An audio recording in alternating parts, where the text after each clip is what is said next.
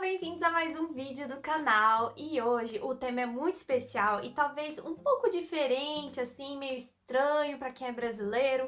Porque, gente, hoje eu vim trazer o tema do Sotskon, ou mais conhecido como fenômeno japonês de estar divorciado mesmo casado. Isso. A ideia é um pouquinho estranha, assim, pra gente, né? Mas eu vou aqui escrachar para vocês direitinho, né, como que funciona esse sistema aqui no Japão e, bom, trazer para vocês aí mais uma curiosidade do nosso mundo nipônico. E se você gosta dos nossos vídeos, por favor, não deixe de dar o seu apoio para o nosso canal, deixando o seu joinha, se inscrevendo, comentando e ativando o sininho, né, para poder ativar as notificações de quando nós fazemos uploads aqui no canal. Lembrando vocês que os uploads de vídeos são todas as quartas e domingos, às 8 horas da noite, horário de Brasília, aí no Brasil. E, gente, eu quero muito que vocês nos ajudem a crescer, então, por favor, não deixe, né, de deixar sua contribuição aqui no canal. E é isso aí, bora pro vídeo. Bom, primeiramente, gente, o que significa essa palavra Sotskon? Sotskon vem da junção de duas palavras japonesas, que uma significa graduação, que seria a palavra Sotsugyo em japonês, e Kekon, que significa casamento em japonês. Então, Sotsukon seria graduação de casamento, para falar a verdade, se eu fosse traduzir para português. Gente, como que esse fenômeno começou a ocorrer aqui no Japão? Bom, primeiramente, gente, com a entrada massiva das mulheres japonesas no mercado de trabalho, ali na década, né, de 80, 90, muitas delas começaram a adquirir sua independência financeira e também ser até suporte, né, de sustento da casa juntamente com seus maridos ali, principalmente depois da crise da bolha que houve aqui no Japão, no finzinho ali de 80 para 90, e aí o salário dos homens já não dava mais para sustentar a casa, não era mais suficiente para manter, né, o padrão de vida legal que eles tinham antes dessa bolha, dessa crise econômica que chegou no Japão. E aí as mulheres tiveram que começar a trabalhar também, não só para ajudar o seu companheiro, né, sustento da casa, mas também para o seu próprio ego, para sustentar os seus luxinhos, né, para comprar alguma coisa que elas queriam ter e sem ter que pedir pro marido também, que é uma coisa muito chata, né?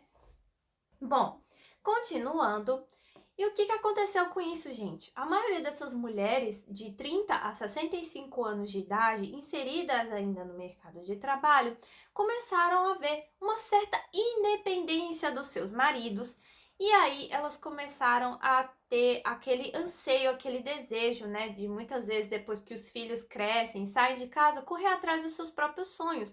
Porque muitas japonesas, gente, até hoje, assim que elas se casam, acho que no mesmo ano de casamento, elas já, pum, arranjam um filho. E aí a vida delas vai ser dedicada a criar o filho, a filha, até o momento que eles, né, casam e saem de casa, né? E se tornam independentes. E aí, gente, depois que essas mulheres, né, criam seus filhos, elas ficam muito sem rumo, muito perdidas. E outras delas estão cheias de, né, de sonhos no coração e não realizam por causa da criação das crianças. Tem que ser um suporte financeiro, tem que ser um suporte psicológico, tudo mais.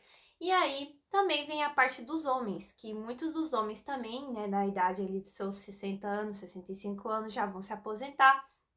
E aí eles ficam dentro de casa, não ajudam as mulheres, né? Encosta todo o serviço doméstico nas costas das mulheres, e elas já sabiam que além de ter tido o trabalho de ter que criar toda a família e ser todo o suporte, né, da empregada doméstica dentro de casa, ela ainda tinha que ser a empregada doméstica do marido depois, né, da aposentadoria deles.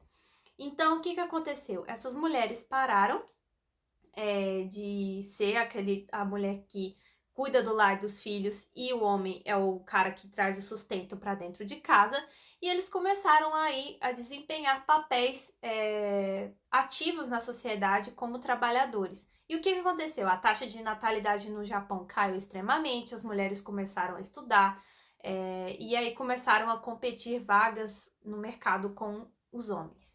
E vamos entrar aí na parte do Sotskon, que é o casamento, né, gente? Que a pessoa tá casada, mas ao mesmo tempo divorciada. Bom, isso estarem casados e ao mesmo tempo divorciados não significa exatamente que eles não se amam mais ou que eles tiveram uma briga e tudo mais e querem se separar e ainda não o fizeram. Não é isso, gente. Na verdade, os japoneses enxergam o Sotsuko como uma evolução do casamento, como um passo à frente daquilo que a sociedade tem como base tradicional, você viver, morar junto e viver em função um do outro ali e morrer. Eles veem isso, o Sotsuko, como uma independência do parceiro e também uma forma de evolução do amor, que vai ser o quê? Que vai ser a hora que você está disposto a abrir mão, né, do seu companheiro, da companhia dele, deixar ele ir talvez para outro lugar para realizar um sonho ou morar em outro lugar, mesmo estando casados. Outra coisa também, gente, que acontece além dos companheiros muitas vezes se mudarem, né, ou viverem separadamente em busca dos seus sonhos, né, que eles não conseguiram ter, né, antes quando eram mais jovens, principalmente, é a questão também, gente, do casamento já não ser mais o mesmo. Muitos deles, embora vivam também, tem a situação de morarem na mesma casa, eles meio que se tornam um colega de quarto, colega de apartamento. Eles dividem o mesmo espaço, porém, eles já não têm mais relações sexuais, já não tem mais aquela coisa de casal. Eles apenas são como bons companheiros, amigos, existe o afeto, existe o carinho, mas é cada um ali no seu cantinho. E tem a questão também, né, dos casais também, porque eles ainda tenham relações, muitos deles, relações sexuais, né? Muitos deles acham isso incômodo ou não mais atrativo, principalmente os homens ali da faixa dos 40 anos para cima e as mulheres também nessa faixa de idade. Então, muitos deles passam a parar de ter esse tipo de relacionamento mais íntimo e começa a se relacionar com seu parceiro mais assim, de forma afetuosa, ou às vezes nem isso, gente. Às vezes eles nem dão satisfação pro parceiro mesmo, só sabem que vivem na mesma casa, mas cada um no seu canto, cada um dorme num quarto separado, e é isso aí, a vida que segue. Isso é muito comum aqui no Japão. Inclusive, gente, eu tenho exemplos na minha família, aqui na família do Ryu, né? Que os pais dele mesmo, eles dormem sim em quartos separados e eles têm cada um a sua rotina, mas eles vivem na mesma casa. E ainda eles fazem algumas atividades juntos, como ir para aulas de trompete ou aulas de equitação. Então, assim, eu achei super bizarro quando eu cheguei no Japão e vi, né, que os meus sogros, cada um tinha o seu quarto e eles dormiam separados. Porque eu já tinha ouvido falar que as mulheres japonesas, depois que elas têm filhos, elas passam a dormir separado dos maridos. Mas aí eu pensei, não, depois que a criança completar ali seus 3, 4 aninhos que for pro seu próprio quarto, né? Aí tudo bem, eu acho que eles voltam a dormir juntos. Não, gente, muitas delas continuam. A maioria, pra falar a verdade, mais de 50% delas ainda continuam dormindo no seu quarto separado do marido e não voltam a dormir junto com o marido. Então, tipo assim, é uma coisa meio estranha para nossa cultura ocidental e pra gente, né, entender isso.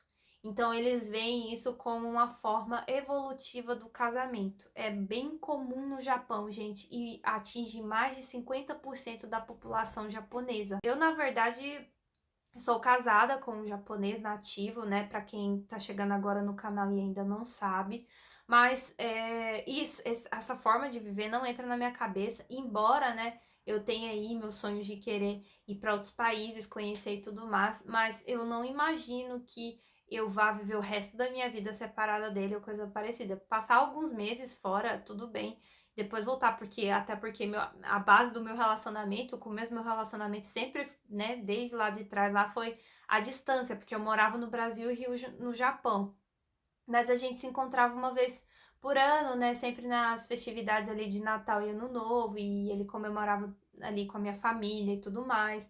E era muito triste pra gente, pra nós dois vivermos separados. A gente queria ficar junto, a gente queria casar e ficar junto, então é muito esquisito a gente ver um casal que, tipo, tem a oportunidade de se conhecer pessoalmente, eles escolhem estar juntos, se unirem, formam uma família juntos, e aí do nada, assim, depois de alguns anos, depois de 15, 20, 30 anos de casamento, já não tem mais tanto interesse e fica dessa coisa separada.